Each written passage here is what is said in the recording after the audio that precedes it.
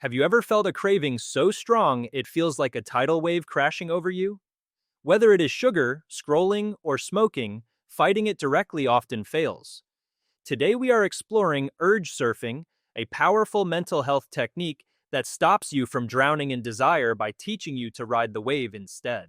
To understand what is urge surfing, imagine your craving is that ocean swell. Most people try to build a rigid wall to stop the water, but the pressure eventually breaks through. Instead, we learn to surf the urge. We acknowledge the water exists, balance on top of it, and wait for it to naturally subside. Every urge has a lifespan, usually lasting only 20 to 30 minutes if you do not feed it. When you feel that pull, don't panic. This is just the ramp-up phase. In mindfulness meditation practice, we start by simply noticing where the sensation lives in the body. Is your chest tight? Is your jaw clenched? As the sensation grows, it hits a peak, which is the hardest part.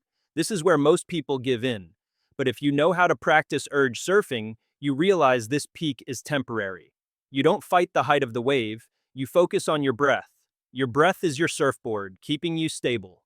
Finally, the wave breaks and rolls into foam. The intensity fades. By watching the physical sensations change moment to moment, you prove to yourself that you do not have to act on every impulse. You have successfully learned how to urge surf, turning a terrifying crash into a manageable ripple that washes away. So remember the steps on how to urge surf next time a craving hits. First, observe the physical feeling without judgment. Second, breathe through the rising tension. And third, wait for the fall. It is a cornerstone of mindfulness that creates a gap between feeling and doing, giving you back your control.